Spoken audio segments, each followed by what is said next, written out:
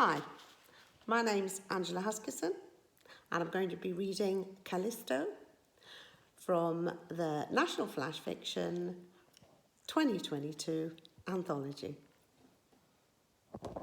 Callie wakes, as if from a bad dream, of not quite nightmare proportions, but close. She thinks, during that twilight time that lies between sleep and waking, that he is still there, as she feels a sense of his breath hot upon her. And then she stretches out an arm and touches the cool starkness of the sheet where his imprint would have been. Her heart is racing. Today is the day when everything changes. She has enjoyed one full year of peace and quiet, which is now set to break. She looks at the clock. In around 4 hours? What then? He used to call her his little bear, but that was then. Her fingers reach instinctively to her brow and the excuses that she could glibly conjure for the constant stains around her eyes, the wearing of sunglasses on the dullest of days. And then when she fell downstairs, there were no more lies left in the tin and her cupboard was bare. Today is the day he is released for his apparent good behaviour, and where this day is just the beginning of her incarceration.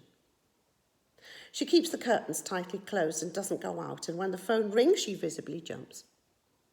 Artie walks out into the new day and flexes his body, a smirk painted upon his once perfect features. He had to be one of the smartest people she'd ever met at the university. So smart in a myriad of ways, but ones that did not always make for good outcomes. He seduced her with warm words and beautiful eyes, and she fell, as if from the sky, straight into his outstretched arms. Of course, he'd made her abort the baby almost as soon as she told him, when she'd already secretly named her after a dead princess, even though it was actually a boy. Callie at the time would have done anything for Artie. He was a god to her, and he knew it. Then, thunder on the door, both rhythmic and persistent. He's begging to be allowed in.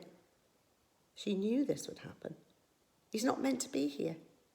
He sobs, and she wonders now why she didn't seek safety with her sisters. The window smashes as he screams her forgiveness. Please. Together they can start all over again, just as they once were. Who to believe, herself or him? They can fly to the stars together. He is a changed man. He begs, he grovels.